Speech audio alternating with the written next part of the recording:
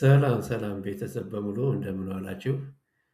እንደምን አደራችሁ? በያላችሁበት ቦታ ሁሉ ሰላምታዬን ካቀረብኩኝ በኋላ ወደ ዋናው ርዕሰ እገባለሁኝ ማለት ነው። እና የዛሬው ርዕስ የሚያጠነጥነው በሻዕቢያ ግብፅና በህወሓት አካባቢ ይሆናል ማለት ነው። እነኚህ ድርጅቶች ለምንድን ነው እስካሁን ድረስ ከስህተቶቻቸው መማር ያልቻሉት?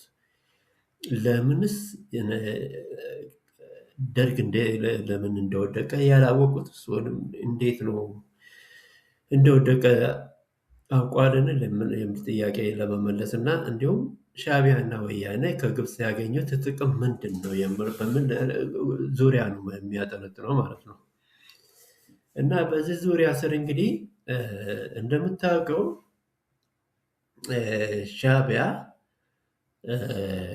ከኢትዮጵያ ልትገነጠል የቻለችበት ዋናው ምክንያት በግብፅ እርዳታ ነው። ግብፅ ደግሞ የኢትዮጵያ ቀንደኛ የታሪካዊ ጠላት ናት። ይህ ማለት ምንድነው? በአባይ ምክንያት ኢትዮጵያ እንድትፈራረስ ይፈልጋል እና ያንን ለማድረግ እንግዲህ የግድ ኢትዮጵያውያንን እርስ በራስ ማጋጨትን እንደ አማራጭ አድርጋ ነው የወሰደችው። ምክንያቱም ከአሁን በፊት በታሪክ ብዙን ጊዜ ግብጾች ተሸንፏል በኢትዮጵያ። አሁንም ቢዋጉ እንደማያሸንፉ ስለሚያውቁ እርስ በራሳችንን አጨራርሰው እንድንበታተን ፍላጎታቸው። ለዚህ ብሎ እንግዲህ ማንን የተጠቀሙት? መጀመሪያ ሻዕቢያን አገኙት ማለት ነው።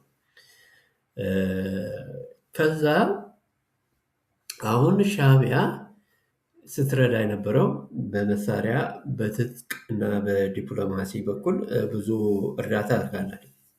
ነገር ግን ሻዕቢያን ካስገነጠለች በኋላ ሌላ ትኩረታ ኢትዮጵያ ከቀይ ባህር ወደብ ጋር እንዳትገናኝ ለማድረግ ያ ወደቡን ወደ ኤርትራ እንድትገነጠል አድርገዋለች። ይህም በወቅቱ የዓለም መንግስታት ዋና ድርጅት የነበረው ግብፃዊ ነበር እና እንደዛ በመጠቀም ያንን ዋና ጸሐፊውን በመጠቀም አሰብንም እንድናጣ ነው ያደረገችው ግብፅ። የግብፅ ዋና ፍላጎት ኤርትራን ለመርዳት አይደለም፣ ወይም ደግሞ ሀገሪቷን ለመርዳት አይደለም። ሀገሪቷን ለመርዳት ቢሆን ኖሮ ከተገነጠለች በኋላ ያኔ በወታደራዊ በትጥቅና በዲፕሎማሲ ስትረዳ እንደነበረው ሁሉ አሁን ከተገነጠለች በኋላስ ለምንድን ነው በኢንተርኔት፣ በስልክ፣ በመብራት እና በመሰረተ ልማት ወዘተ ለመርዳት ምንም ያልረዳቸው? ስለዚህ ጉዳይ አይደለም እሷ ስለ ኤርትራ። ስለዚህ ኤርትራ ምንድን ነው የተጠቀመችው ከዚህ ከኢትዮጵያ በመገንጠሏ? ምንም በቃ ባዷን ያስቀረችው። በቃ ኦናን ያደረጋት ኤርትራ። ስለዚህ ማስተዋል ያቃታቸው መሪዎች ናቸው። ኢሳያስ ምንድን ነው የተጠቀምኩት አሁን ከግብፅ ጋር በመሆን ከኢትዮጵያ በመገንጠለ ምን ያገኙት ነገር አለ ብሎ እንኳን አዙሮን ለማየት አልቻሉም። ከዛ ይልቅ አሁን እነሱ የተያዙት ምንድን ነው? ልክ እግዚአብሔር ወያንና ሻዕቢያን ለየት አድርጎ የተለየ ፍጡር አድርጎ እንደፈጠረና በቃ ሁሉንም እንደሚያሸንፉ አድርጎ እንደፈጠራቸው ራሳቸውን እንግዲህ አምላካቸው የሚነግራቸው አእምሯቸው ውስጥ የሚነግራቸው የሰይጣን ይመስለኛል። እንግዲህ ያልሆነ ነገር ተፈጥሯዊ ያልሆነ ነገር አእምሯቸው ውስጥ አስቀምጧል። ደርግን አሸንፈናል፣ ሀያል በአፍሪካ ውስጥ ትልቁ እንትን ያለውን አሸንፈን በቃ ካሁን በኋላ እኛን የሚያሸንፈን የለም፣ እኛ ሁልጊዜ አሸናፊዎች ነን ያንበል አእምሯቸው ውስጥ አስቀምጧል ማለት ነው። ለመሆኑ ደርግን ያሸነፉት ወያንና ሻዕቢያ ናቸው ቢባል ግን እውነቷ ያ አይደለም። አዲሱን ትውልድ ሊያታልሉ ይችላሉ። ደርግን ያሸነፈው ደርግ በራሱ ነው የተሸነፈው እንጂ ወያንና ሻዕቢያ አይደለም ደርግን ያሸነፉት። ይህም እንዴት ነው? መሬት ላይ ያለውን ሁኔታ መመልከት ይሻላል። ደርግ የተሸነፈበት ዋና ምክንያት ጨካኝ አውሬ አረመኔ በመሆኑ ልክ እንደ ዛሬቱ ኢሳያስ ማለት ነው። እና ህዝቡ በጣም ተማሮ ነበር በደርግ። በቃ የፈለገው አይነት ድርጅት በመጣ ይግዛኝ፣ እንደው ደርግን የሚያክል ጨካኝ አውሬ ጭራቅ የለም በምን ውሳኔ ላይ ደርሶ ነበር በወቅቱ። እኛም በዛን ጊዜ ነበር እኮ ምን በግል ራሱን ብሔራዊ ውትድርና ቤት ኖረው የጀነራሎችን ገድዬ በቃ ወይ እጅ እሰጣለሁ ወይ መንግስትን ባገኝ ገድዬ በቃ ሞታለሁ የሚል እንጂ እኖራለሁ የሚል ግምት አልነበረኝም ኢትዮጵያ ውስጥ እያለሁ እና ሁሉ ሰው ደግሞ እንደዛ ነው። ለምንድን ነው እዛ ደረጃ ላይ ልንደርስ የቻልነው?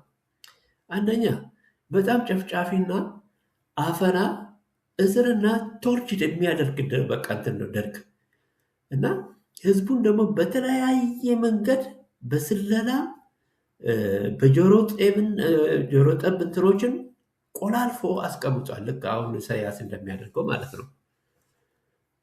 የኑሮ ውድነትን በዛ ላይ አለ።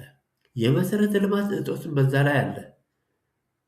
የይለፍ ወረቀት ከአንድ ከተማ ወደ ሌላ ከተማ ለመሄድ እንኳን ልክ ፍቃድ ያስፈልጓል። ልክ እንደ ቪዛ ማለት ነው። እንደ ውጭ ሀገር እንደሚሄድ ሰው ከአንድ ቀበሌ ወደ ሌላ ቀበሌ ለመሄድ በፍራቻ ነበር። መናገር አይችልም። በቃ ሰላም ያጣ ነበር። ሰላም ትርጉሙን ምን እንደሆነ አያውቅም ነበር። ወደ ገበሬ አካባቢ እንደሄደም የእርሻ ሰብል ድርጅት እያለ እራሱ በተመነ ዋጋ ይገዛል። 20 ብር የሚያወጣን 5 ብር ብሎ አስገድዶ በቃ በዛ ነው የሚገዛው። ያንን ይገዛና ወደ ራሻ ልኮ በመሳሪያ እንትን ያመጣ ነበር። ግብርን በተመለከተ ደግሞ የተለያየ ግብርን በቃ በማስከፈል ለስፖርት፣ ለመሰረተ ልማት፣ ለመንግስት በቃ በገበሬው ምርት ላይ የመውሰድ በተለያየ ግብር ይሰበስብ ነበር። ያ የሚሰበስበው ግብር ግን በሀገሪቱ በሚውለው መሰረተ ልማት ላይ ሳይሆን የሚያውለው በቀጥታ ወደ ከራሻ መሳሪያ ለመግዛት ይጠቀም ነበር። የመንግስት እርሻ ልማቶች በብዛት ነበሩ በደርግ ጊዜ። ከዛ መንግስት እርሻ ልማት ስንዴውን ሁሉ ነገር ወደ ራሻ ልኮ መሳሪያ ያመጣ ነበር እና ህዝቡ ተጎሳቅሎ ነበር። በዛ ላይ በረሃብ በቸነፈር መከራ ደግሞ ይሄ ምንድነው ደርግ ሶማሌን ካሸነፈ በኋላ ወደ መሀል ሲመጣ የጀመረው አዲስ ስትራቴጂ ደግሞ ያገኘውን ሰላማዊ ሰው እኮ ነው ሲደግፍ የነበረው ሶማሌን ለመዋጋት። እንደገና ከዛ ስመለስ ያገኘውን በቃ ዝም ብሎ ሰላማዊ ሰው አንተ መኢሶን ነህ፣ አንተ ኢህአፓ ነህ፣ አንተ እድዩ ነህ፣ በቃ ግለሰቦችም ስጣሉ እሱ ኢህአፓ ነው እያለ ይጠቋቁማል። ጠቅላላ እስር በእስር ሆነ። በቃ ህዝብ ሁሉ ተጨነቀ። አሁን ይህን በደርግ በኩል ያለውን በዚህ አይነት ሁኔታ እናስቀምጥና ፕሮፓጋንዳን ሁሉ ማለት ነው። በዛ ላይ ደግሞ አንድ ሬዲዮ ጣቢያና ቴሌቪዥን ነበረች። በቃ ሌላ አማራጭ የሚሰማው ሚዲያ የለም። ሌላ ነገር የሚያውቁት ነገር የለም። አሁን ህዝቡ ደግሞ ምን ይመስለው ነበር? ሻዕቢያና ወያኔ ወይ ደግሞ ግብፅን በሚመለከት ረገድ በተለይ ግብፅን የሚገርም እኮ ነው። በዛን ጊዜ እኔ ራሴን አመለካከት እንደዚህ አልነበረም። ግብፅ ስባል ልክ ለእኛ ዲሞክራሲ ለማምጣት ችግራችንን ተረድቶ እኛን ለመርዳት ምናምን ይመስለን ነበር። ምክንያቱም ያለው ሚዲያ ኢቲቪ እና ይሄ ኢትዮጵያ ሬዲዮ ብቻ ነው፣ ሁለት ብቻ ነው። ከዛ ውጪ ምንም የምንሰማበት ነገር የምናውቅበት ነገር የለም ስለ ግብፅ ማለት ነው። ግን አሁን ብዙ አማራጭ ሚዲያ ስላለው ግብጾቹ ራሳቸው ምን ያክል ቀንደኛ የኢትዮጵያ ጠላት መሆናቸውን እናውቅ ነበር። በዛን ጊዜ ግን አናውቅም። አልፎ አልፎ ግን ደርግ ግብፅ ጠላታችን፣ ታሪካዊ ጠላታችን ነው ብሎ ይናገራል። አናምኑም። ምክንያቱም ደርግ ሁልጊዜ ስለሚዋሽ ውሸታም ሰው ደግሞ አንድ ቀን እንኳን አንድ እውነት እንኳን ብናገር አይታመንም። ስለዛ እናምነውም ነበር ማለት ነው። እንግዲህ ይህንን በደርግ በኩል ያለውን እንደዚሁ እናስቀምጥና ያኔ የነበረው ደርግ የአሁኑ ሻዕቢያ ማለት ነው። በዛን ጊዜ የነበሩት ሻዕቢያና ወያኔዎች ደግሞ ህዝቡን እንዴት ነበር ሲያታልሉ የነበሩት? እኛ ለዲሞክራሲ ለስልጣን አይደለም የምንዋጋው፣ ስልጣንን ለህዝብ እናስረክባለን። በቃ ወታደሮቻችሁም ደግሞ ዝም ብላችሁ ህይወታችሁን አትገብሩ፣ ለደርግ ብላችሁ ለጨቋኝ ብላችሁ እኛ ጋር ከመጣችሁ አንድ ከፈለጋችሁ ወደ ሱዳን እንወስዳቸዋለን፣ ካልሆነም ደግሞ ወደ ውጭ ዩሮፕ መሄድ የምትፈልጉት ከሆነም እንደዛው፣ ከኛ ጋር መሆን የምትፈልጉትም እንደዛው፣ አንፈልግም ወደ ደርግ እንመልሳለን ብትሉ ደግሞ እንመልሳቸዋለን ይሉ ነበር። ከዚህ ውስጥ ያላደረጉት ነገር ብኖር ያው ወደ ኢሮፕ የምለውን ተወት፣ እሱን አላደረገም። ግን ወደ ሱዳን ይልክ ነበር። ወደ እነሱ የሚፈልጉትን ወደ ራሳቸው እንትን ያደርጉ ነበር። ወደ ደርግ የሚመለሱትን ደግሞ ይመልሱ ነበር። ያንን የሚመልሱት ለምንድን ነው? ለፕሮፓጋንዳ ነው። አሁን የደርግ ወታደር እጅ ከተማረከ በኋላ ወደ ኢትዮጵያ በሚመለስበት ሰዓት ብዙ ከእነሱም እኮ የምንሰማቸው ነገር አለ። እነሱ እንደዚህ ያደርጋሉ እንደዚህ እና ከደርግ ደግሞ የነሱን የሻዕቢያን የወያኔን በሚማርክበት ሰዓት ያው ቶርችድ እና እስር ነው የሚጠብቃቸው። መጥፎ ነገር የሚደርስባቸው ወታደሮች የኢትዮጵያ ወታደሮች ደግሞ ከወያኔ ሲመጡ የወያኔ ሰላዮች ናቸው ብሎ እንደገና ያጎሳቁላቸዋል። እንደዛ ህዝቡን ደግሞ በገበሬው ነበረ በአብዛኛው እና ሌሎችንም ከተማ ነዋሪዎችን በብሔራዊ ውትድርና ይመለምል ነበር እና ከወላጆቹ በግብርም ይሁን በእርሻ ሰብል ድርጅትም ይሁን እያጎሳቆለ መልሶ ደግሞ ልጁን ይቀማ ነበር እና እንደገና ደግሞ ወደ ሻዕቢያ ከሄደ በኋላ ደግሞ ወደ ወያኔ ከሄዱ በኋላ ሲመለሱ ደግሞ እንደዛ ቶርችን ነው የሚጠብቃቸው። በወያኔ በኩል የነበረውና በሻዕቢያ በኩል የነበረው ግን ለነፃነት ነው የምንታገለው እያሉ ያማልሉ ነበር እና ህዝቡም ተቀበላቸው ማለት ነው።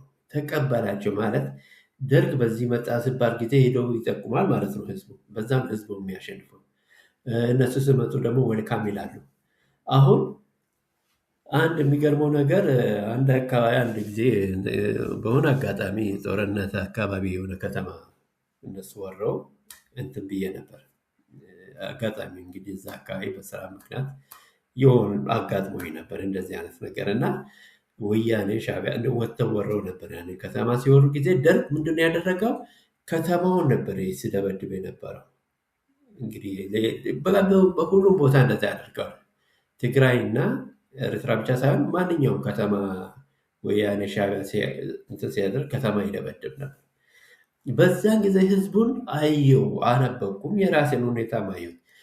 የደርግ ደጋፊ የነበረው ህዝብ ሁሉ በቃ ጠላት ሆነ። በቃ አጋጣሚ ሆነ ያ ቦታ ደግሞ ሱዳን ብዙም ቅርበት ያለው ቦታ ነበር።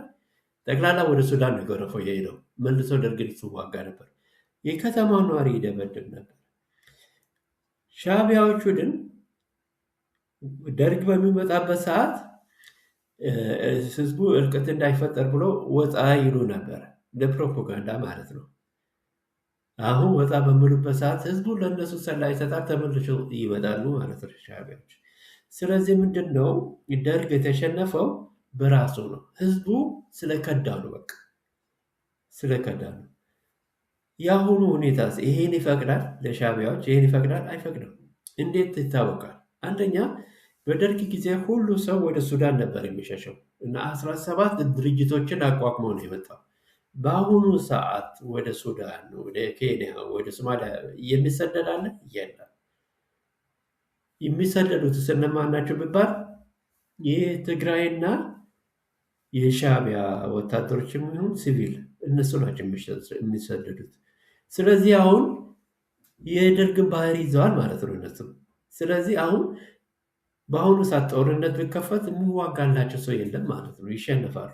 እና ሁኔታው የተለያየ ነው እና ይሄንን ከደርግ አለመማራቸው በጣም የሚገርም ነው። ሲምፕል በቃ ደነዝ በመሆናቸው ነው ይህን መማር ያልቻሉት። ህዝቡ ከአመራሮቻቸው ጋር አሁን ተቆራርጧል። የሻዕቢያ አመራርና ከወያኔ አመራር ጋር በቃ ይህን ይመስላል ማለት ነው። በአጠቃላይ ይሄ ድሮ ዘንድሮ ሊሆን አይችልም።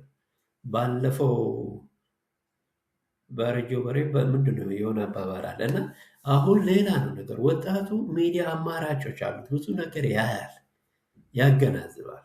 ምን እያደረገ አሁን ኤርትራ ውስጥ ምንም ኢንተርኔት፣ ስልክ፣ መብራት፣ መሰረተ ልማት የተባለ ነገር የለም። ያን ሁሉ ህዝቡ ያየዋል። አሁን ይሄ ነገር በደርግ ጊዜ ቢሆን ኖሮ ሻዕቢያዎች አሁን ይህ ፕሮፓጋንዳ ይጠቀማሉ። ምንድነው የሚሉት?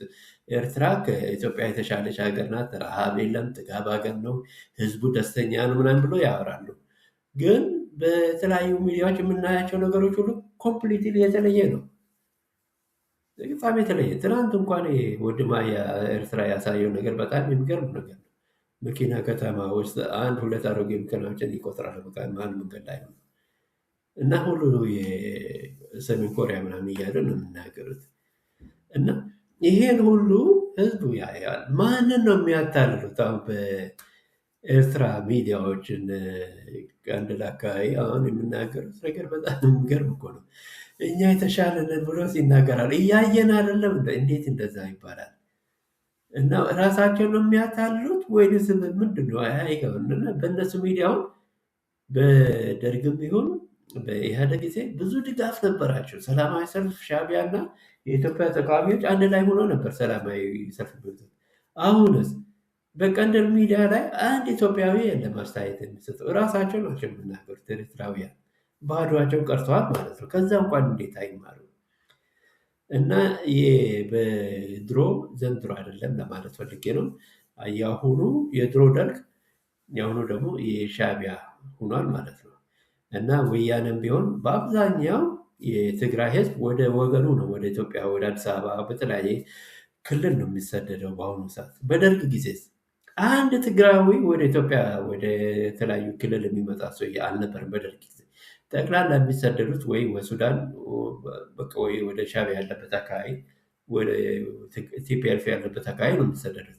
አሁንስ ቲፒኤልኤፍ ያለበት ቦታ ነው የሚሰደዱት? አይደለም፣ ወደ ኢትዮጵያ ወደ ወገናቸው ነው የሚሰደዱት። የሚመጡት ስደተኛ አይባልም። አሁን እነኚህ ወደ ወገናቸው ወደ ኢትዮጵያዊ የመጡ ነው ያሉት። ስለዚህ ይህ ማለት ምንድነው? የእነሱን ውድቀት ነው የሚያሳየው። ደርግ የወደቀውም እንደዛ ነው። በቃ አሁን ደግሞ ወያኔና ሻዕቢያ የሚወድቁት በዚህ አይነት ሁኔታ በቃ ኦልሞስት ሬሳ ማለት ነው። መቀበራቸው ብቻ ነው የቀረው እንጂ ኦልሞስት ተኝተዋል። የታመሙ ለሞት የተቃረቡ እንትኖች ናቸው ማለት ይቻላል። እና አምና ዘንድሮ ሊሆን አይችልም። የዛሬው አስተያየት እንግዲህ ይህን ይመስላል። ስላዳመጣችሁኝ አመሰግናለሁ። ላይክ፣ ሼር እና ሰብስክራይብ አድርጉ። ሌላ ጊዜ ደግሞ በሌላ ቶፒክ ተመልሼ እመጣለሁ። በአሰብም በተለያዩ መንገድ ጥቅምና ጉዳቱን በተመለከተ ማን ነው የሚጠቀመው? አሰብን አሁን ለኢትዮጵያ ቢሰጥ አሁን ኤርትራውያኖች ነበሩ የሚጠቀሙት አሰብን የሚደረግ። ምክንያቱም አሰብን ለኢትዮጵያ የራሷን እንትን ግዛት መልሳ ብትወስድና በዛ ምትክ ደግሞ ለኤርትራ ከአባይ 20% ወይ ደግሞ 200 ወይ 300 ሜጋዋት ቢወስዱ ይህ ለኤርትራ ህዝብ በጣም እጅግ የተትረፈረፈ ኤሌክትሪክ ነው የሚሆነው። 2 ሚሊዮን እኮ ነው ያላቸው። 200 ሜጋዋት ማለት እኮ ኢትዮጵያ 54 ሚሊዮን በነበረችበት ጊዜ በደርግ ጊዜ የኢትዮጵያ ሜጋዋት ወደ 360 ሜጋዋት ነበር። አሁን የኤርትራ ለ2 ሚሊዮን 360ንም ብንሰጣቸው እንግዲህ በደርግ ጊዜ ለ54 ሚሊዮን የምንጠቀመውን ኤሌክትሪክ አሁን 2 ሚሊዮን ሆኖ ይጠቀማሉ ማለት ነው። ስለዚህ በጣም ተጠቃሚ ነው። የተትረፈረፈ ብዙ ፋብሪካዎችን ሊከፍቱ ይችላሉ።